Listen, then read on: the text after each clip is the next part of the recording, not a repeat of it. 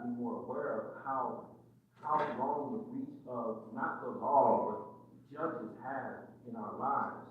Because then it will inspire you, or it will motivate you to want to pay attention to it and say, you know what, I have a stake in this. I have a stake in this, right? I have a stake in determining who is going to sit on that bench. I can influence who can sit on this bench. And if you look at a lot of the rights that are being rolled back, this didn't start in 2016. Weeks after Roe v. Wade, they started the process of rolling that back. Literally, the ink was not dry on the Civil Rights Act when they went back into session and started determining how we're going to roll back rights. In America, victories that are won have to be held, especially for Black, brown, and marginalized communities. Yes. And that is a judicial question. It's not the sexy question, right? It's not the, look, every 4 years we get riled up, no presidential election. Some of us get riled up, some of us is like, probably one of the most stressful times in our lives. We're like, shit, man, we're back in the arena. But you don't have that type of energy when it comes to justice, because they fly under the radar. You're not aware of them until they deprive you of your rights. And what we're seeing in this period in America is that there was a brief moment, a second Reconstruction, where the judiciary was extending rights. Now we're seeing all of those rights that were extended being rolled back, right? And so we are seeing judges being appointed who are coming in with a very restricted and originalist, whatever they want to call that doctrine, that looks not to expand rights, particularly to marginalized communities, but to roll those rights back and to entrench the rights of the majority or corporations. That's the moment that we're at in this country. It's not, I tell people, it's not necessarily a unique moment. If you study American history, you'll see 100 years ago, 140 years ago, this country was there. It's our generation's turn, unfortunately, to be impacted by this cycle in the United States. And judges are just one lever on those multiple levers that we have to go in and pull. And it's really unfortunate that this is something that not every 4 years, practically every 2 years, but every day this is something that we have to be aware of. It's something that we have to fight for. So on a personal level, for me, that's, I sat in the cell at the age of 16 years old facing the death sentence, right? That was the United States Supreme Court that said you could execute people that were age 16 and over in this country. Years later, it rolled back and said you can't execute people under the age of 18, but it's just showing you that was my experience with like why judges matter. I think that as a public, we need some of that shock treatment to get us to pay attention to how important these judicial elections are, and unfortunately, in this period that we're in. Yeah. I sat through so many resentencing hearings that granted freedom to so many young people who were sentenced to death. Some people who didn't even, it was felony murder cases where they were not actually the person who pulled the trigger, so to speak, and their lives changed forever. But because of a court giving a second chance, and many of those rulings could easily go away. Well, just like that. They moved it back already. Yeah. Like the decision that resulted in me being released, the 2012 decision, Miller v. Alabama, was rolled back in 2020 in the Jones decision. So literally, that was an 8-year window. Whoever got out, you squeezed out. But they shut that door. And that's what I was talking about, victory one, have to be held. Unfortunately, it's just not for, and this is where we have to realize that judges are just not a criminal justice or a legal issue. This is dealing with women's rights, it's dealing with LGBT rights, it's dealing with union rights, it's dealing with healthcare rights, it's dealing with education rights. Folks have to realize that it ain't just impacting folks who are getting caught up in the legal system. Your rights are also being impacted by these judges. They're rolling them back. Well, people can take your property, and we're having a conversation. And so, you know, Celine sort of touched on this, Lena, the fact that, you know, rights achieved or rights received must be held. And, you know, I've read so many articles about Roe versus Wade and how folks who were against abortion rights immediately got to work and have been working for decades to get to the place where, you know, abortion could be overturned. And so I want you to talk about some of the work that you're doing, because we've known for many years, you know, from the civil rights era, previous times, throughout history in this country, how important fair federal courts are. Talk about your approach, because, and your organization's approach to ensuring there are federal courts, because the work has to be done. It can't just be started today. It has to be decades upon decades, because folks are working to restrict rights, and they've been doing so for a long time. What has been that approach? The Leadership Conference has been around for more than 70 years now and has really worked together to bring together an absolutely incredible coalition. As Celine even mentioned, whether it's unions, women's rights and organizations, healthcare organizations, environmental justice organizations, racial justice organizations, and so many others, to come together, organizations that you're probably more familiar with than even the Leadership Conference, whether that's NAACP, Planned Parenthood, the Sierra Club, and so many others. And we have the real benefit of working with state partners like Kadita, as well as the White Horse Matter Pennsylvania folks, the New Pennsylvania Project, and others, because we know our power is different than the other side. Our power is authentic. It looks like a thriving multiracial democracy that we're going to continue to fight for. But our coalition for over the past 7 decades has fought for the passage of the Civil Rights Act, the passage of the Voting Rights Act, the continued protection of marriage equality, the protection of disability rights in the Americans with Disability Act, and so much more. But we have always been focused on the courts because we know you can pass a good bill, but it's only good if it stays intact. And we've already talked about the ways in which so many, for decades, have really worked because of the progress, as we said, of the civil rights community, because of Brown versus Board of Education, because of Roe versus Wade. There was a real concentration of power to protect the corporate, wealthy, and white supremacist interests. And they've done so literally in a roadmap, in a memo, that says we're going to capture lifetime judges. That's easy. They're going to do some other things, infiltrate academia, media, discredit, and other things that we see now. But the judiciary itself was a main tool to roll back the progress we have made. And it's just constantly mentioned, the progress made, we have to continue to protect. And it's, even that, it's not enough. We need to advance it. More communities need to be liberated. More people do.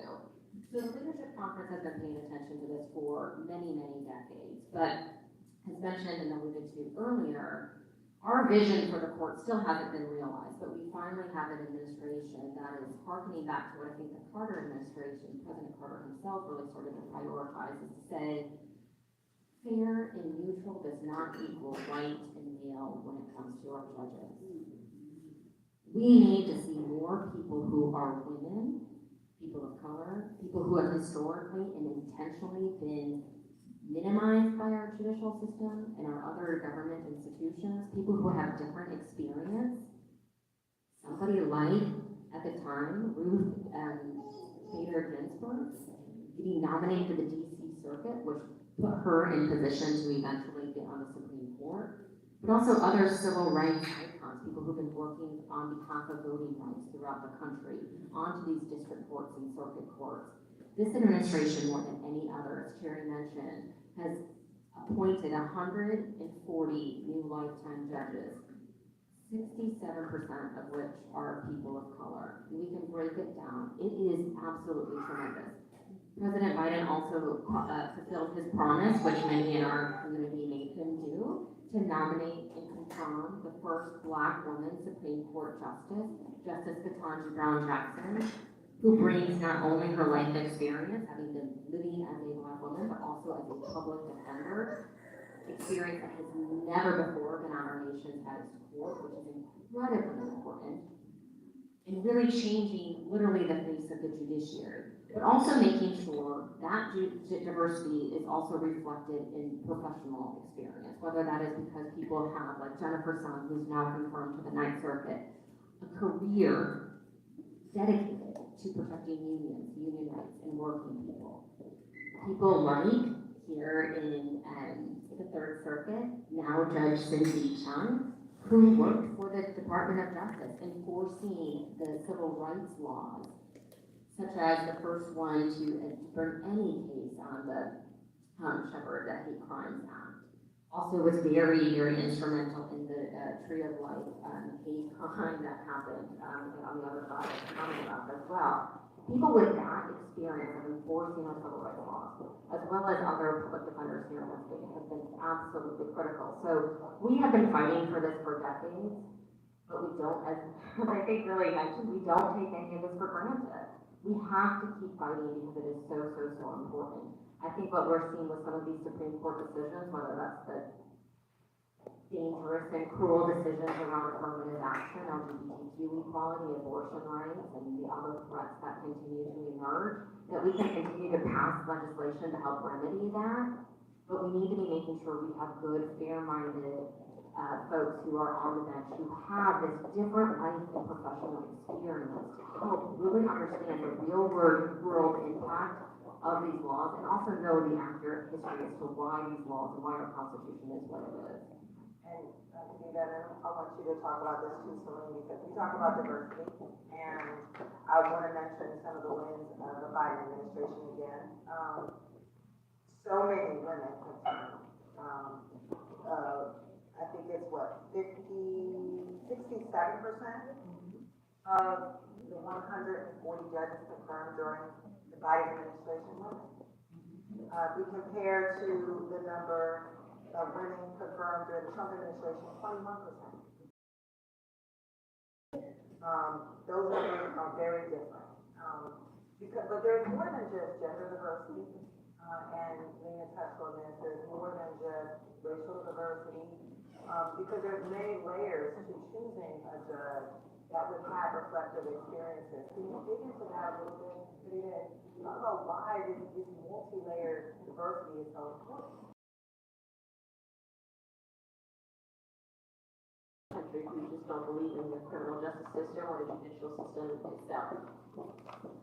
They feel as though they're not represented. They haven't seen themselves on these various benches. If you look at these pictures behind today, you've seen pictures of the rallies that we held for Ketanji Brown Jackson. To be able to say that we have a United States Supreme Court Justice with the name, I have a name like Anita, that means something to me. I feel represented. I feel seen. Some of these pictures you see behind are of little girls in black robes who were in front of the United States Supreme Court with their black robes on because now they see and now they can believe that they too can hold these positions. And so I can't express to you how much a black woman sitting on the Supreme Court meant to me, my family, and so many people that care about all of us. Invited by Leadership Conference and other organizations, they say, why do you do this work? And I would say, I don't want my mom to leave this earth without her seeing a black woman on the Supreme Court. And I can say that my mom got to witness a black woman confirmed to the United States Supreme Court. And that was a promise that was made by the administration, and it was a promise that I appreciate that. And so when we talk about the various diversity that needs to be on the bench, it is gender diversity is important. There are studies that say that male judges pay more attention to cases involving civil rights when they're on a panel with women judges. There is also something to be said about professional diversity. Not everybody needs to come from corporate America. Not everybody needs to go to Yale and Harvard.